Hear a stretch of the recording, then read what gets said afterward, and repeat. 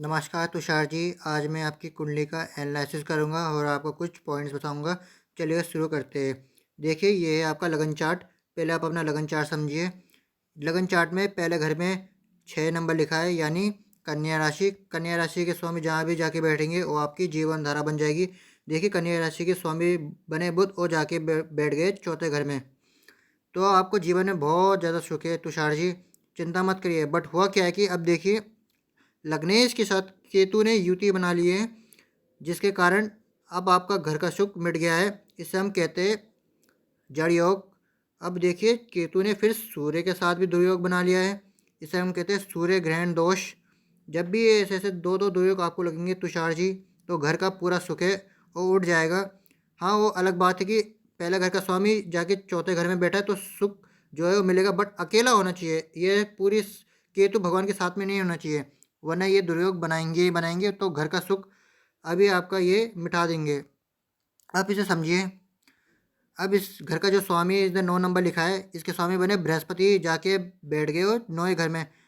भाई साहब, ये बहुत अच्छा हुआ। गुरु जब भी 9वें घर में बैठेंगे, धर्म से अध्यात्म से आपको जोड़ेंगे। ऐसा व्यक्ति जो है धर्म के गहराई तक जाता है। आपने जो भारत में कथावाचक देखे होंगे, सुंदर सुंदर खिले हुए चेहरे वाले, और गुरु 9 नंबर वाले या गुरु 5 नंबर वाले, गुरु फर्स्ट हाउस वाले, गुरु इनको सारे अच्छे लगन शगुन दे देते हैं। तो आपको गुरु धर्म से भी जोड़ेंगे और ज़िंदगी में आपके पूरे सपने भी यहाँ पे पूरे हो जाएंगे। चिंता मत करिए। गुरु जब भी 9 नंबर में बैठे तो ऐसे व्यक्ति को वो सब कुछ अंतिम समय में दे देते, और सारे सपने भी आपके पूरे हो जाएंगे। तो यहाँ पे गुरु का बस एक रेमेडी करनी है। यहाँ पे स्टार लग गया है, गुरु वक्री हो गए। तो आपका एक उपाय ये रहेगा, अगर आप गुरु का 2 टाइम या 3 टाइम भी मंत्र जाप कर लेते हो तो ये तो बहुत अच्छा होगा। अब इधर देखिए, गुरु के साथ शनि भी बैठ गए, 0 0 होके बैठ गए। अंश बल इनका बहुत ज़्यादा कम आ रहा है। तो आपकी दूसरी रेमेडी रहेगी, आप शनि पे रेमेडी कीजिए। शनि का अंश बल आपको बढ़ाना है। अब इधर देखिए, शनि यहाँ पे 0 0 बैठे, एक ग्रह आपका बहुत ज़्यादा वीक है। इसे समझिए। अब शनि किस किस घर को रिप्रेजेंट कर रहे हैं? 5वें घर को, और यहाँ पे छठे घर को। शिक्षा में आपको प्रॉब्लम आएगी, क्योंकि आपके लग्न शिक्षा के जो बहुत ज़्यादा वीक होंगे। फर्स्ट ऑफ लाइफ में पहले फेस में आपकी शिक्षा में आपको प्रॉब्लम आएगी। या फिर स्ट्रीम चेंज करना पड़ेगा, या फिर पढ़ाई में ब्रेक लगेगा, या फिर जो आपने पढ़ा है उसके अपोजिट जाके आपको काम करना पड़ेगा। तो एक रेमेडी आपको शनि की भी करनी है। यहाँ पे स्टार भी लगा, शनि भी वक्री हो गए। आपको यहाँ पे शनि की भी रेमेडी भी करनी है। आप इसे समझिए। विवाह के लिए हम क्या क्या देखते हैं? विवाह के लिए पहले हम देखेंगे ग्रह। ग्रह के हिसाब से आपका सही आ रहा है, बस स्टार लगा है तो यहाँ पे आप 3 टाइम मंत्र जाप कर लीजिएगा। यहाँ पे विवाह के हिसाब से ग्रह सही आ रहा है। घर देखिए, घर के हिसाब से भी बृहस्पति बन रहे हैं, वो भी 9वें घर में बैठ गए, ये भी अच्छी प्लेसमेंट है। अब अपना लगन समझिए। लग्नेश आपके वीक पड़ गए। यहाँ पे देखिए, केतु के साथ दुर्योग बना लिया है, तो इसमें विवाह में दिक्कत आएगी। लग्नेश के साथ युति बनेंगे तो बहुत ज़्यादा प्रॉब्लम आ जाएगी। लग्नेश जो है आपके केतु के साथ आके इन्होंने जड़ दोष बना लिया है। जड़ दोष क्या होता है वो भी समझिए। जड़ दोष में आपके डिसीजन गलत होंगे, जो भी आप डिसीजन लोगे वो सही नहीं होंगे। कंफ्यूजन माइंड में बहुत ज़्यादा रहेगी कि मैं करूँ ना करूँ। तो हमें जड़ दोष का भी उपाय करना है। अब इसे समझिए। आपके धन का जो स्वामी है ये बने शुक्र। धन का जो स्वामी है शुक्र बने। यहाँ पे मंगल भी बैठे हैं। आप मांगलिक हो दूसरे घर से, तो मांगलिक दोष का निवारण आपको कराना है। आप वो करा लीजिएगा उज्जैन में। अब देखिए, 7 नंबर लिखा है दूसरे घर में। 7 नंबर के जो स्वामी है वो बने शुक्र, जाके वो छठे घर में बैठ गए। शुक्र जब भी छठे घर में बैठेंगे तो धन फंसेगा आपका।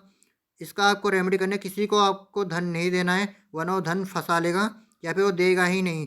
अब जब भी शुक्र छठे घर में बैठेंगे धन आपका फंसेगा। बट होता क्या है कि शुक्र अपनी दृष्टि से देखिए 12वें घर को देख रहे हैं, कभी आपका बटुआ खाली नहीं होगा। शुक्र की दृष्टि जब भी 12वें घर पे बैठेगी तो ऐसा व्यक्ति बहुत ज़्यादा खर्चीला होता है। बट हुआ क्या है कि यहाँ पे 2 डिग्री के शुक्र है, तो आपको यहाँ पे इनका यंत्र बना लेना है। शुक्र का आपको एक रेमेडी करनी है, यंत्र बनेगा इनका।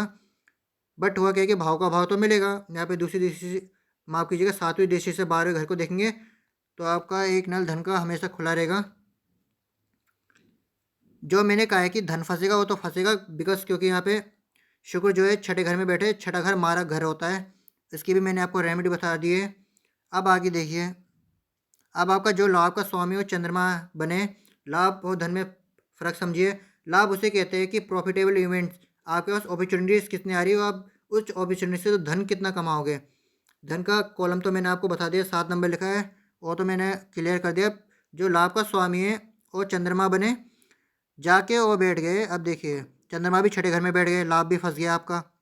तो शुक्र आपको औसतन धन देंगे, जहाँ भी आप पैसे कमाने जाओगे एवरेज मिलेगा, उससे ज़्यादा नहीं मिलेगा, ना ही कम मिलेगा। एवरेज स्थिति बन रही है यहाँ पे धन की। अब इसे समझिए। और आपका जो चंद्रमा है यहाँ पे वीक पड़ गया है। ओवर थिंकिंग में ऐसे व्यक्ति बहुत ज़्यादा होता है, सोते समय भी बहुत ज़्यादा सोचेगा, हर चीज़ में परेशान रहेगा, मन आपका यहाँ पे बहुत ज़्यादा परेशान है। तो चंद्रमा की एक रेमेडी यहाँ पे लगेगी। अब इसे और समझिए। हमने आपका जो है लगन चार्ट समझ लिया है। अब आपका यहाँ पे नवांश चार्ट समझिए। नवांश चार्ट ये होता है जैसे कि आपने एक साइकिल खरीदी और उसमें क्या क्या गेयर है वो लगन, माफ़ कीजिएगा, नवांश चार्ट होता है। अब नवांश चार्ट में हुआ क्या कि यहाँ पे सूर्य पहले घर में बैठे हैं, पिता आपके बहुत बलवान हो गए। पाँचवें घर के स्वयं शुआ राशि के सूर्य अपनी ही राशि में बैठे, अच्छे सूर्य बैठे। बस हमें सूर्य के जड़ में काम करना है, जो इन्होंने केतु के साथ दुर्योग बनाया है सूर्य ग्रहण, हमें इसे क्लियर करना है।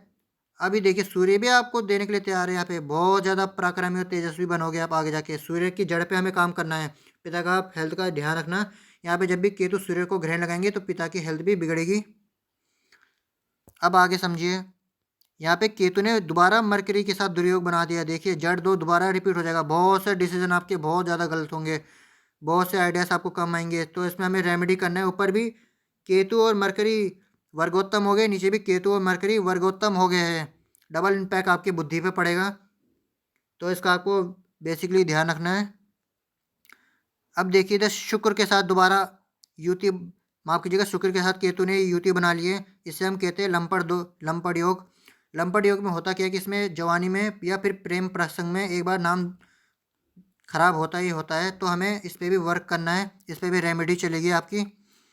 अब इसे समझिए। इधर राहु ने फिर चंद्रमा को पकड़ लिया है, यहाँ पे चंद्र ग्रहण हो गया है। अब आपकी जो माँ की हेल्थ है वो भी अब डाउन रहने वाली है। इधर चंद्र ग्रहण हो गया है, माँ की तबीयत भी ठीक नहीं रखते राहु यहाँ पे। जब भी चंद्र ग्रहण होगा माइंड पे डबल इम्पैक्ट पड़ेगा, डबल ओवर थिंकिंग आपको होगी।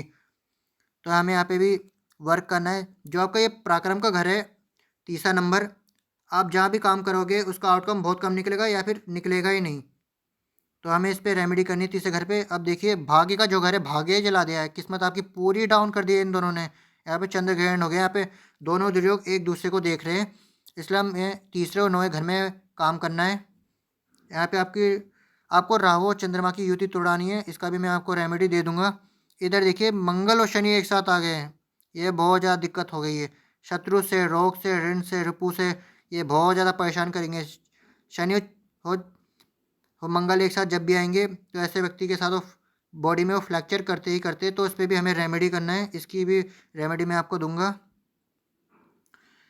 तुषार जी, अगर आपको जानकारी पसंद आई हो, श्री गणेश कीजिए, एस्ट्रो ज्ञान को सब्सक्राइब कीजिए।